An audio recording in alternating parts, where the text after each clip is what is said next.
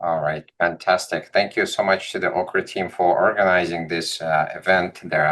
I think there are not that many opportunities for the community to learn about cervical cancer. It is fortunately becoming a rare disease. So let me share my slides. So again, thank you for the invitation. And so what I thought about doing today is just basically go over cervical cancer in general and essentially highlight what cervical cancer is, and highlight some of the most recent developments, both in the diagnosis as well as therapeutics of these cancers. And we'll have a Q&A session afterwards. So please type in your questions into the chat.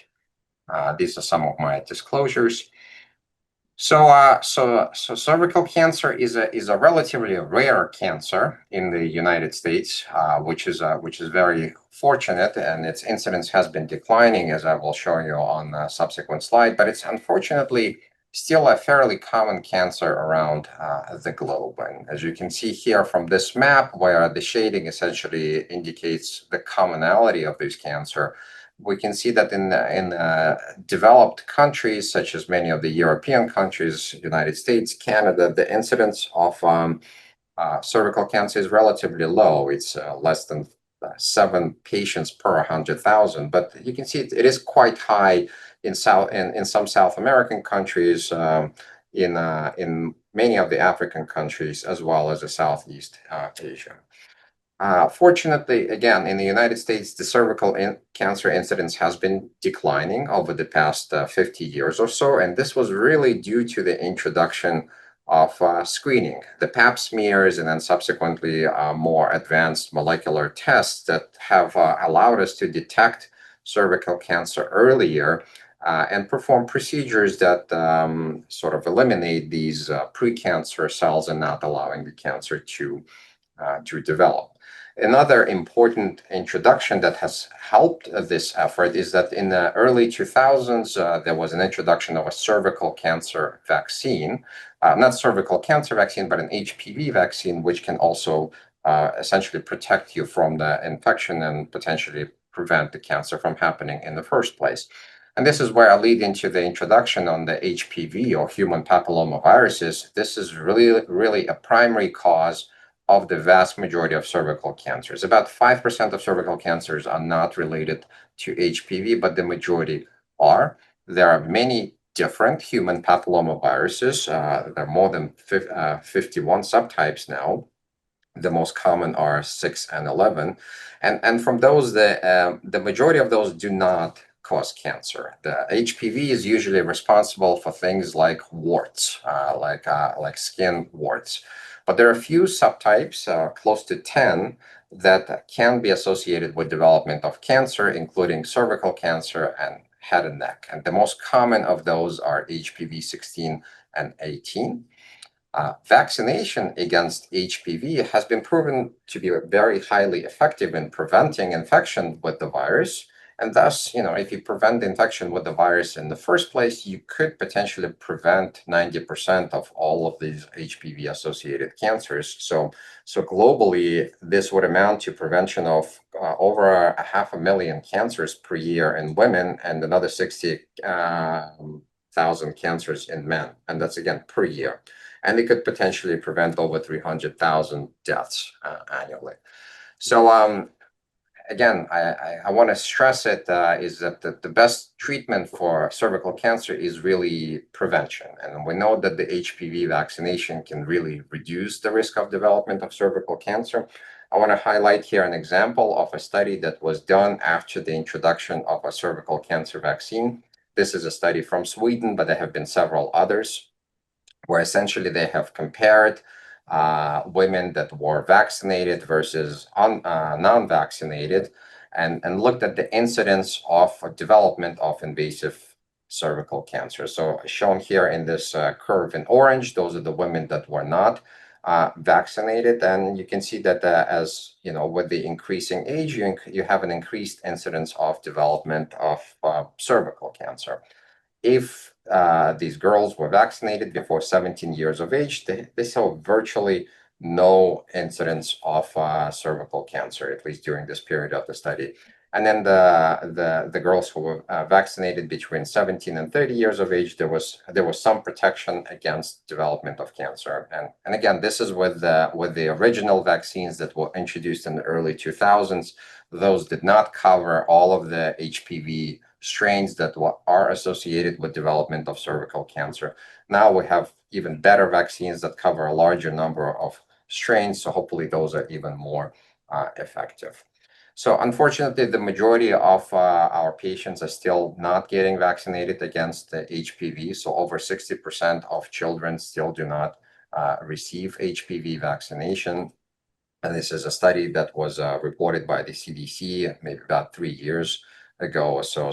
And showing both this is the relative rates of vaccination in boys and girls is still around 40%. And much of it, I think, is due to lack of potential education of the vaccine. So if you do carry away anything from my talk today, is that please try to convince anybody that you know that this is a very important vaccine and can potentially prevent the majority of the cancers, whether this is cervical cancer or head and neck cancer, which is most commonly caused by HPV.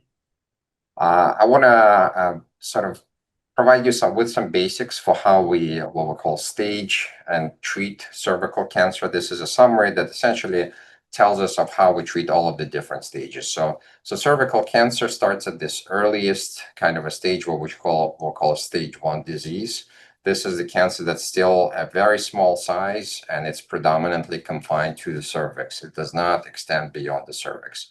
When the cancer is so confined, essentially these are usually treated by surgery. Surgery being hysterectomy, where the surgeon goes in and usually removes the cervix, the uterus, and bilateral ovaries, and some of the tissue around it. And the majority of the patients are just cured with the surgery alone. Stage 2, this is when the cancer starts at the cervix but spreads a little bit beyond the cervix. In these kinds of cases, the cancer is usually too spread to the local tissues for the surgeon to safely remove it without damaging a lot of the normal structures that are present there. Remember, pelvis is actually a very small space, and there are a lot of structures that are there, like you have the rectum, you have the uterus, you have the bladder. So it's very difficult to conduct that operation and to remove the entire cancer. So usually starting at the stage 2, we no longer do the surgery. Instead, we treat these cancers with radiation that's done locally to the cancer and the surrounding areas. And to radiation, we typically add some chemotherapy because it has been shown to improve the success of killing all of these cancers. And again, the majority of the patients will have a complete remission of the cancers when they treat it with this approach. Stage 3 disease is when the cancer spreads a little bit beyond further beyond the cervix. It may involve local lymph nodes. It may start invading into local pelvic sidewall. These patients also get treated with chemotherapy and radiation, but as you can imagine, when the cancer is a little bit more widespread, it becomes more difficult to cure these. And finally, stage 4 disease, what we will call stage 4B disease. This is when the cancer either spreads locally beyond the uterus and invades local structures like the bladder, or when the cancer metastasizes to other organs. And if the cancer is still just locally spread, we still treat it with radiation. But once the cancer is spread beyond the pelvis, these patients get treated with systemic therapy, usually chemotherapy, but some of the newer drugs like immunotherapy, which I'll discuss in a little bit further. But I do want to highlight that we really in great need of new therapies for these stage 2 through 4 disease because not everybody, unfortunately, still gets cured. So I'm gonna go over the updates of how we typically treat the cancers for every stage, and to provide some of the information that has recently perhaps led to changes in how we treat these cancers. So first, I want to start with stage 1 cervical cancer. Again, this is the tumors that are just confined to the cervix. Typically, these get treated with hysterectomy or removal of the uterus. And that approach works very well. And traditionally, what has been done is that the surgeon goes in, makes a big incision in the abdomen, removes the uterus and the tumor. The incision then gets sewn up, and the patient is free to go. So with the development of minimally invasive approaches, such as laparoscopic surgery, there was a big question that was asked is whether we can now use a minimally invasive surgery for cervical cancer and whether that could potentially improve the outcomes for the patients because the patients don't need to undergo through this highly invasive procedure, and this can be just done with the use of the camera. So there was a big international clinical trial called LAC that was conducted across multiple sites in the world. And the data were presented a few years ago, and the results were quite disappointing. Patients who had open surgery had a much higher chance of not having their cancer come back than the patients who had minimally invasive surgery. Meaning, if the patients underwent laparoscopic procedure, there was a higher likelihood that the cancer returned. And if you look at these curves, this is time versus the time of the percentage of the patients that are disease-free. A larger number of patients developed relapse of their cancer if they had the minimal invasive procedure. So this was quite disappointing to us as clinicians because we want to try to minimize the burden of surgery for the patients, but it looked like it was not successful in this case. But a lot of questions came up from the study is why does this really happen? And which made the physicians reevaluate of how these minimally invasive procedures are done. And they identified several potential problems where, by removing the uterus, sometimes there could be some cancer cells that are left behind when it's done via this laparoscopic approach. So by identifying these problems, they have now developed a new clinical trial called ROCK. And this trial essentially incorporates the potential strategies to minimize the risk of leaving these cancer cells behind. The reason it's called ROCK is because this is using not a traditional laparoscopy, but using robotic laparoscopy. So these are all robotically assisted surgeries. This is a newer technique than just a laparoscopy. And the hope is that with this minimally invasive approach, this type of surgery will be at least as good or perhaps even better than the open surgical approach. So this trial is currently ongoing. We will not expect the results for another at least 2 to 3 years or so because you can see that these, fortunately, most of the patients do quite well. But as of today, the standard approach to the patients with a stage 1 cervical cancer remains open surgery. What do we do for the patients with a higher stage disease? As I mentioned a couple of slides back, these typically get treated with chemotherapy combined with radiation, or rather radiation combined with a low-dose chemotherapy. And again, radiation really just covers the pelvis, the site of the cervical cancer, and some of the local regional structures, including lymph nodes. And this is the type of approach that we've been using now for essentially more than 25 years. This is based on this clinical trial or actually a series of clinical trials that were published approximately 25 to 26 years ago, demonstrating that if you just do radiation alone, while it is successful in curing a large percentage of patients, you can see that there is still a significant number of these patients that relapse. This is the y-axis essentially demonstrating the percentage of patients that are remaining disease-free over this period of time. So what these series of clinical trials have done back then, they have taken these patients and randomized them to just receive radiation alone or radiation in combination with a chemotherapy called cisplatin.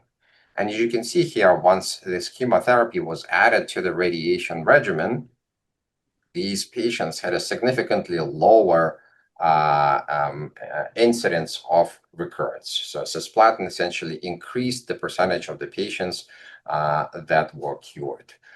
This trial also included other types of therapies such as fluorouracil and hydroxyurea, but you can see that the addition of other chemotherapies in this case did not help. It was really just the cisplatin alone that has improved the outcomes for the patients. And this is what we've been using now for over 25 years. And a number of other clinical trials have been conducted to try to add other drugs to these regimens. And unfortunately, many were unsuccessful. So I want to highlight that this locally advanced cervical cancer, as we call, is still an area of high, therapeutic need, because even though, close to 65% of patients get completely cured of the cancer, there's still 35% of patients that unfortunately do experience the relapse, meaning that the cancer does come back. So recently, we fortunately have seen some success in this area. This is a clinical trial that was just reported last year, where the patients that had this locally advanced cervical cancer, meaning stage 2 through stage 4 disease, which is still confined to the pelvis, they were randomized to just receive the standard chemoradiation versus receive 2 cycles of systemic chemotherapy before starting radiation. According to the outcomes of this trial, these patients did a little bit better. You can see that in the red curve, these are the patients that received chemotherapy prior to radiation. Patients who received just the radiation combined with cisplatin, like we did for 25 years, did a little bit worse.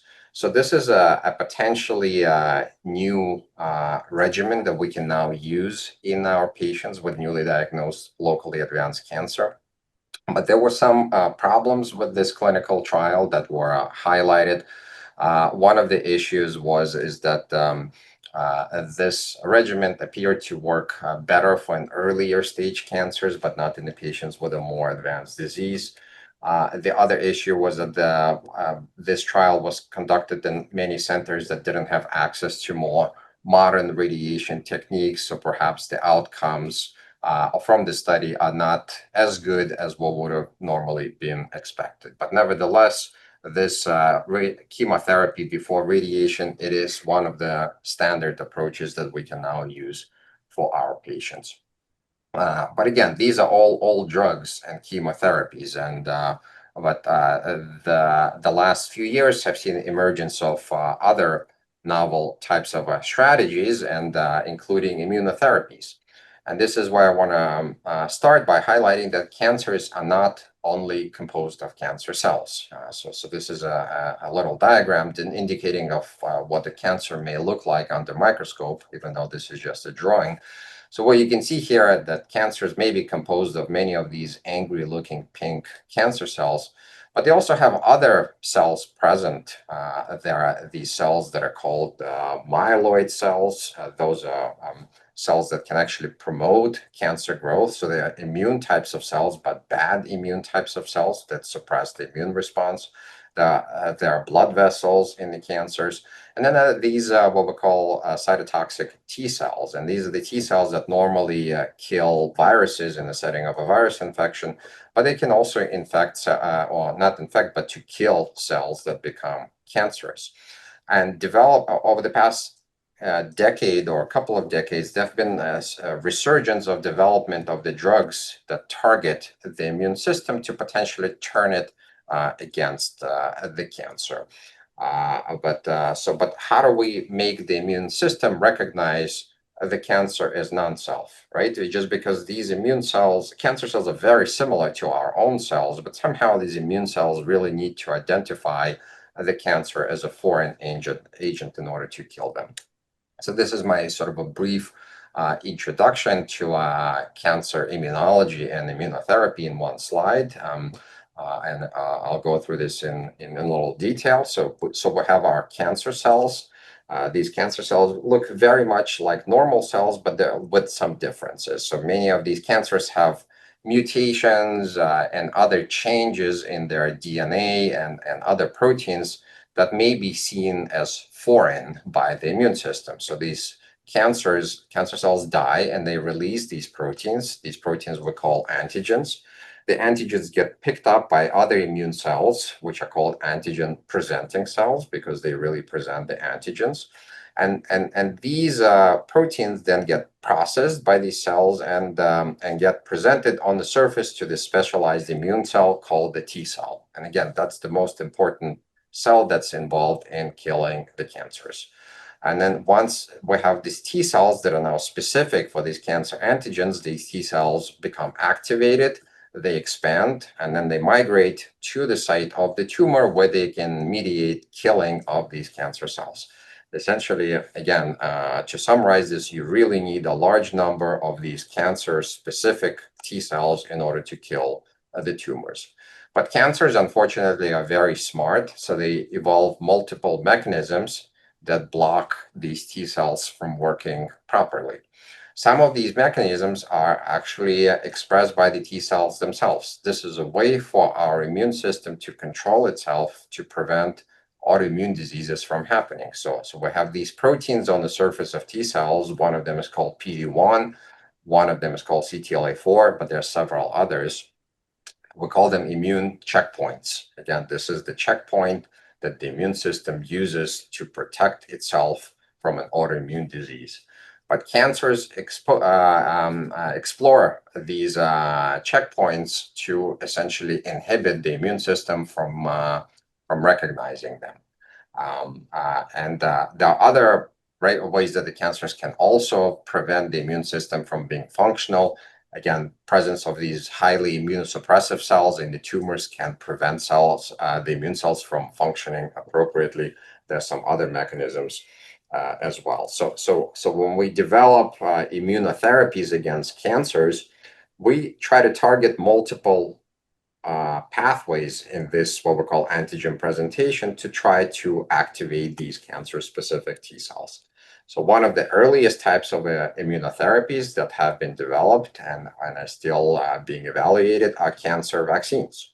What do vaccines do? For cancer vaccines, we essentially just provide more of the antigen for the immune system to see and to develop the T cells against these antigens. Because then if we have the T cells that are recognizing these cancer antigens, these T cells then can go to the site of the cancer and kill these cancer cells, which express these antigens. There are other types of immune, kind of what we call adjuvants, that try to activate these antigen-presenting cells and help them be better antigen presenters against these endogenous tumor proteins. We can try to deplete these highly immunosuppressive cells in the tumors by giving specific drugs to remove the suppressive immune cell populations. There is a therapeutic strategy called adoptive T cell therapy where we can bypass this entire process, but essentially just take the T cells out of patients, grow them in culture, and then infuse them back into the patient to essentially hopefully recognize and kill cancer cells. There are other types of immune stimulators that we can use to activate both the T cells and antigen presenting cells. There's a way to try to use viruses that specifically kill cancer cells and at the same time activate the immune system.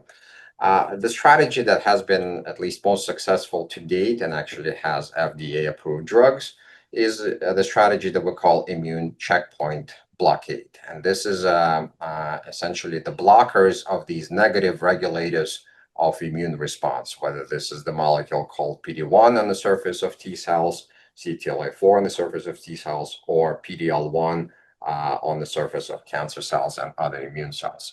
And these are the drugs that have shown to be very successful across a number of cancer types, including cervical cancer.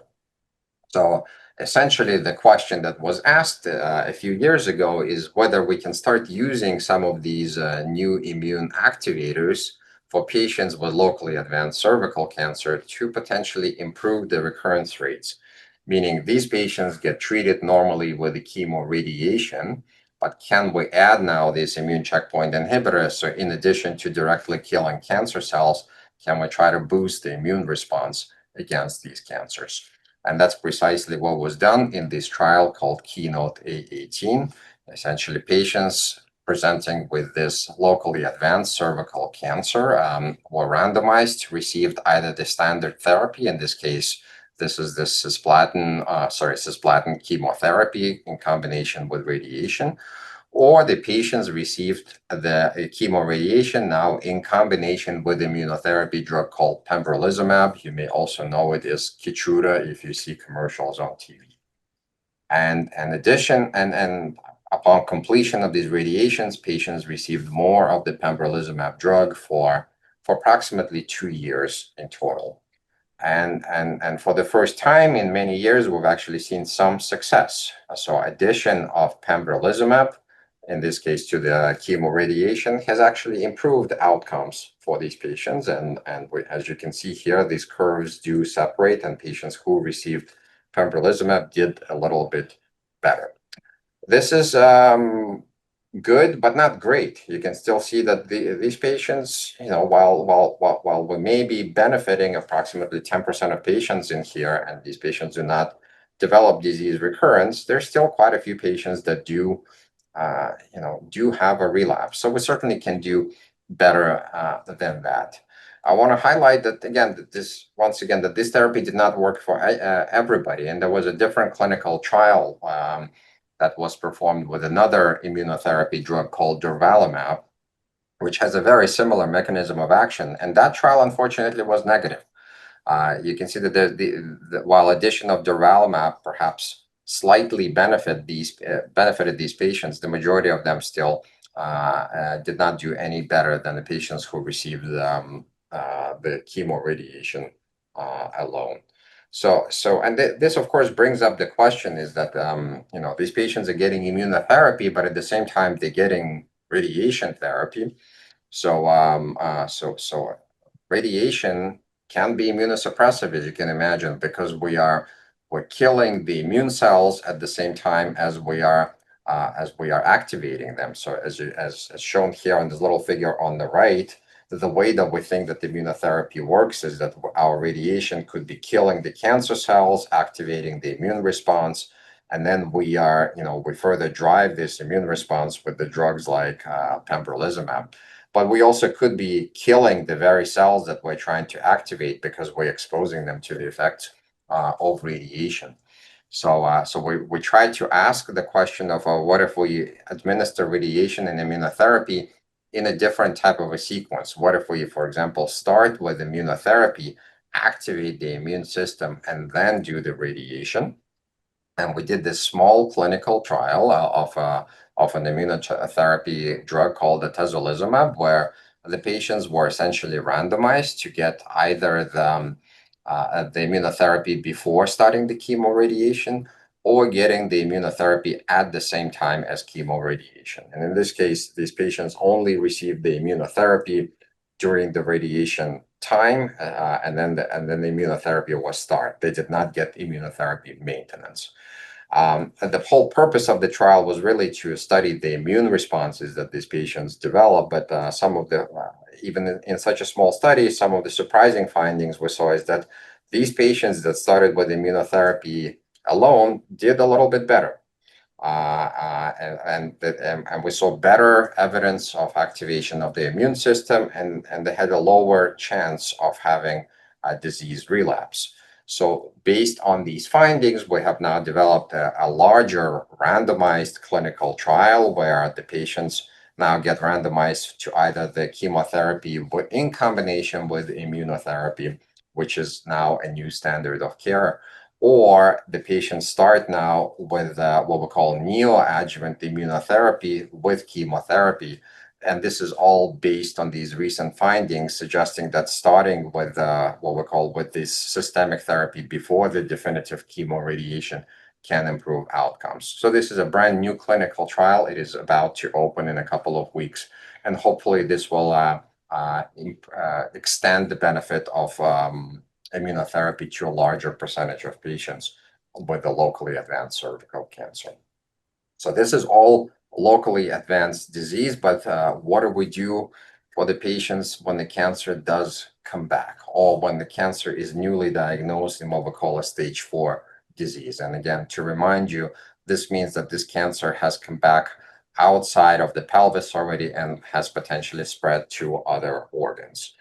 And the traditional treatment for these patients has been systemic chemotherapy. And then about 10 years ago, another new drug was added to the systemic regimen called Avastin or bevacizumab. And that's the drug. It's not an immunotherapy drug. It's a drug that targets blood vessel, and that has shown to improve outcomes for cervical cancer patients. But still, the majority of the patients did develop progression of disease eventually. So this clinical trial here essentially asked whether now we can use the immunotherapy, in this case pembrolizumab, in combination with chemotherapy for patients with cervical cancer. And in fact, this was a very positive clinical trial. And it demonstrated that if we just use chemotherapy with placebo, this is how the patients do. If we give chemotherapy in combination with immunotherapy, patients certainly do better. This is the majority, unfortunately, will still eventually develop. The cancer will become resistant to these therapies and will grow. But nevertheless, the addition of an immunotherapy to cervical cancer patients has really improved prognosis for the large number of them. So this combination was approved now approximately 4 years ago for patients with newly diagnosed cervical cancer, specifically if they express this marker called PD-L1 in their cancers. But then what do we do next? For the patients that progress even on that therapy, what are the next line therapies? And this is where we move into some of the novel drugs. And the best examples of those, or at least most successful examples to date so far in cervical cancer, have been these drugs called antibody-drug conjugates. What is an antibody-drug conjugate? It is essentially a way to give chemotherapy to a patient to try to minimize the side effects of chemotherapy by delivering it directly to the tumor.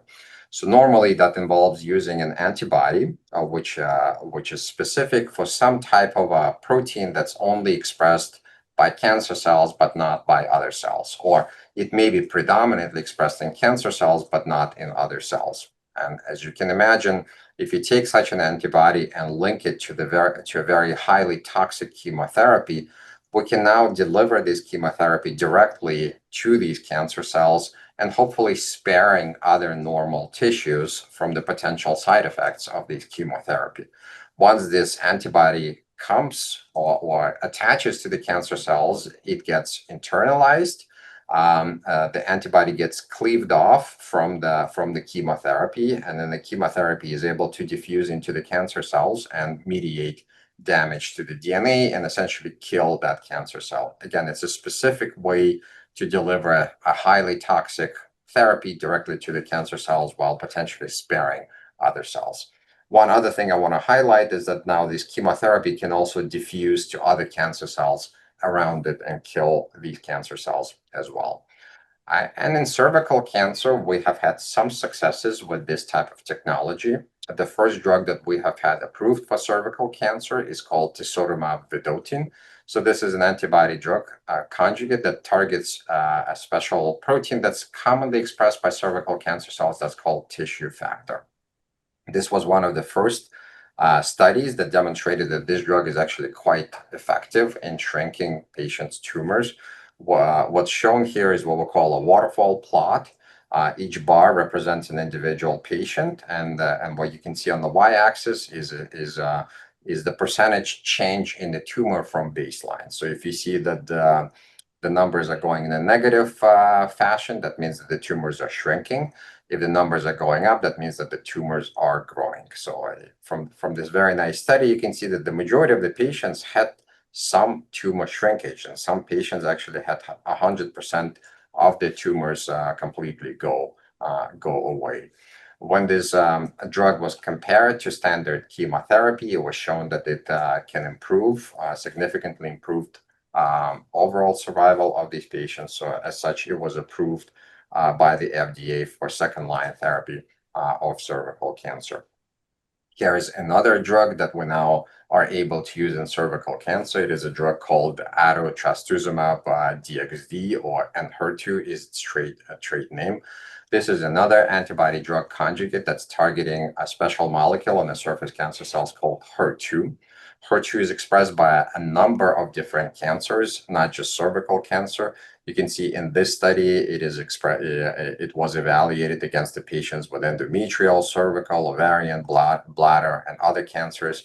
The original place where this drug was approved was for breast cancer, which most commonly expresses HER2. But what we can see from this specific study that when patients with HER2 positive cervical cancer were selected for this type of therapy, they did remarkably well, especially the patients that had very high levels of expression of HER2 on the surface of the cancer cells. So you can see that from here that even though these patients were treated with the drug for over a year, many of these patients have not had the cancer progress. Essentially, they had a major response to the cancer and continued to maintain that response for a long time. Patients who had a lower expression of HER2 also benefited, but the benefit was not as great. But nevertheless, this is also an option for these patients as well. There are some ongoing studies in cervical cancer that are evaluating additional potential strategies. Now that we know that immunotherapy with drugs like PD-1 inhibitors can work, we can combine it with other novel drugs. This is actually a study out of China that took an anti-PD-1 drug and combined it with another targeted agent called apatinib. We don't have it in the United States, but we have similar drugs in the United States. Again, this study demonstrated remarkable response rate. The majority of the patients had their tumor shrinkages and an improvement in overall survival in comparison to what we would expect with anti-PD-1 therapy alone. We can combine these types of drugs with other novel strategies. In this case, this was a study out of Korea that combined anti-PD-1 therapy with a cancer vaccine, in this case targeting HPV, also demonstrating that over 40% of patients in here had an improved response rate to what we would expect with an anti-PD-1 alone. So this is also highlighting this as a potential therapeutic strategy. Lastly, I mentioned earlier, there are some other newer types of ways that we can use the immune system to target the cancer cells. And this specific type of therapy is called adoptive cell therapy, where we can essentially take the cells out of patients, genetically modify them, and then put them back in.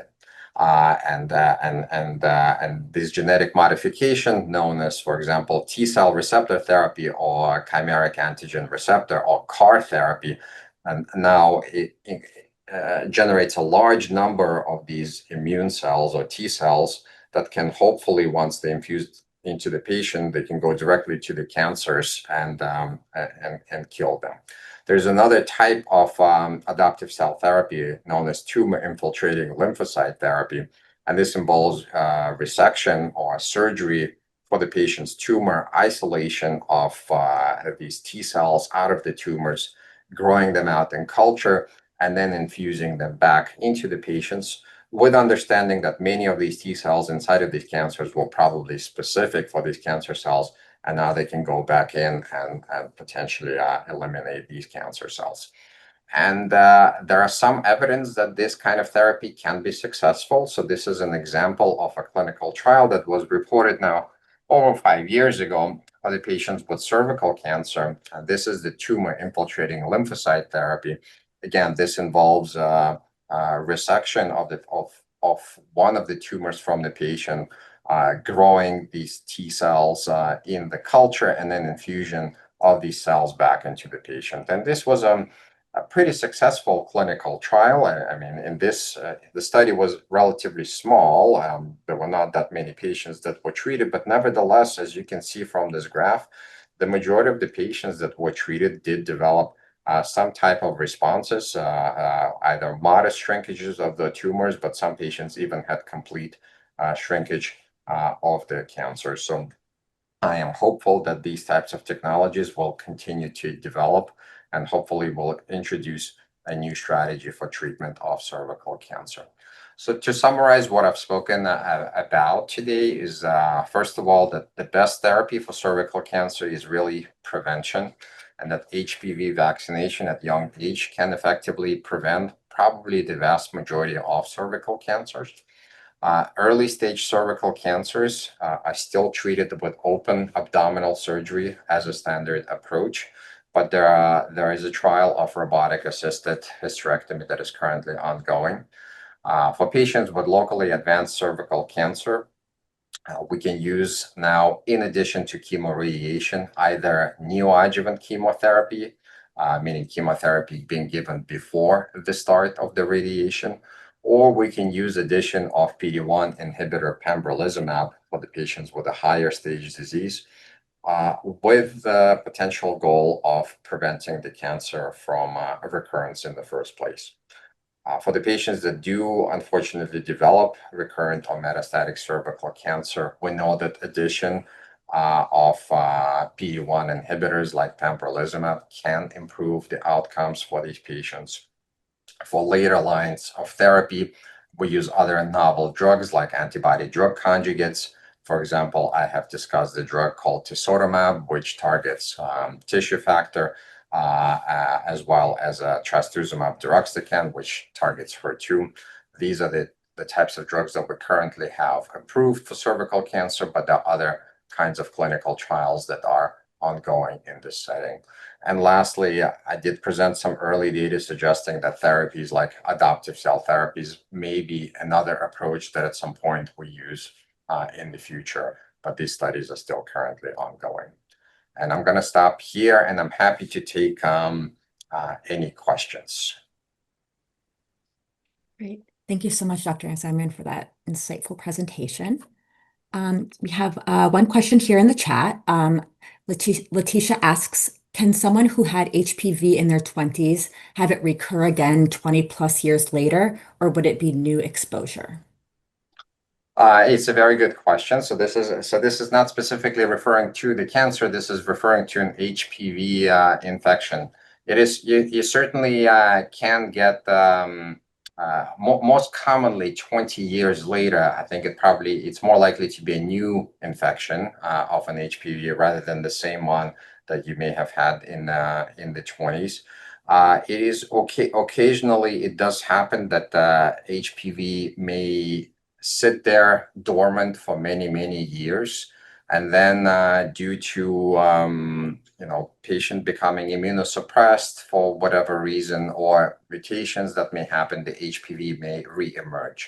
But most commonly, if with a period like 20 years, it is usually indicative of a new infection, perhaps a different strain of HPV to which the patient might not be still immune to. Thank you. Rosie asks, do those with stage 2 and higher have hysterectomies as well? And at what point in the treatment does that typically occur? It's an excellent question, and this comes up actually all the time, even with us. Usually, if somebody has a stage 2 disease, we don't do the hysterectomy just because the chemoradiation alone is so effective. Back in the day, what we used to do is that these patients would undergo a hysterectomy, but just because the cancer is so locally spread, it's very difficult to achieve a very clear margin. So what ended up happening is that these patients would get hysterectomy and then get chemoradiation on top of that. And that did not necessarily improve the outcomes, but obviously was associated with much more morbidity, meaning the patients had the complications of surgery and then chemoradiation on top of it. So we no longer do it. We essentially just do the chemoradiation alone. The only time we would consider hysterectomy for these patients is that if chemoradiation by itself does not help, meaning like we do the chemoradiation, but then there's some residual tumor that just does not go away, or it does come back, but just comes back locally, then a hysterectomy can be considered. But at that point, it's not just a hysterectomy, it's usually a much more extensive procedure, which we call exenteration, and that may actually involve removal of some other vital organs from the pelvis. Thank you. Next question is somewhat piggybacking off that, although I don't know if you're able to answer this one or not, if it's, if it's generalizable. But Stephanie says, I was diagnosed with stage 4 in 2021, recurred 3 times already, and the biomarker showed that Keytruda would not work. Currently NED, but feeling like a sitting duck. Would a hysterectomy help at this point? No, it all depends on where, I mean, if it's a stage 4, usually that means a more of a widespread type of a disease, So hysterectomy usually helps in controlling potentially just a disease that's just localized to the uterus, but not to other places. Right. If the cancer has already spread to other places, I mean, as you can imagine, if the uterus is the kitchen where the fire has started, and the other places are other rooms, it makes no sense to just put out the fire in the kitchen if the other rooms are burning, right? So it's so I think unless somebody's completely sure that the disease is only confined to the uterus and not anywhere else, we typically would not do the hysterectomy. Fingers crossed, you're not a sitting duck. Fingers crossed that if you're an NED, that the cancer would not come back. But if it does come back, I think the treatment should depend on where the cancer actually is. Yeah. Great, thank you. And I appreciate the analogy about the kitchen on fire. That's a helpful way to visualize it. Any other questions before we wrap up today?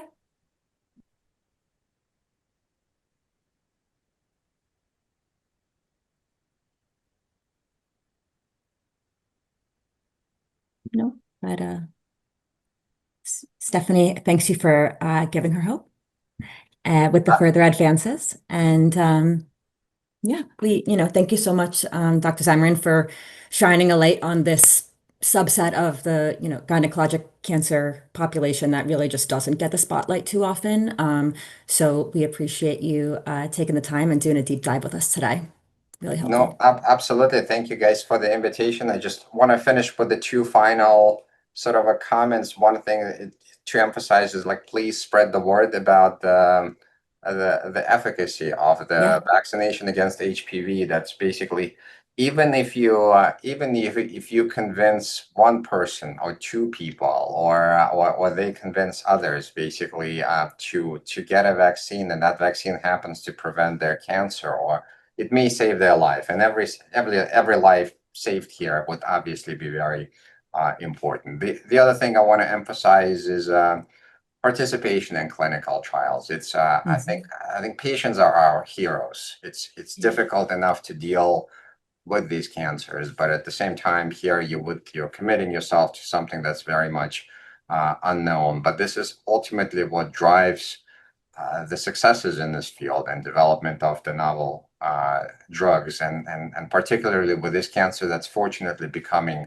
more rare, it is becoming more difficult to do clinical trials because we don't always have enough patients. So I want to emphasize the importance of clinical trials, that again, they don't really just benefit us or the patients themselves. They benefit the cervical cancer community at large. So please consider a clinical trial as part of your treatment journey.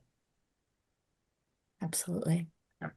Well, thank you so much, Dr. Zamarin, for that amazing presentation. Thanks everyone else for being here, and hope everyone has a great experience the rest of the conference.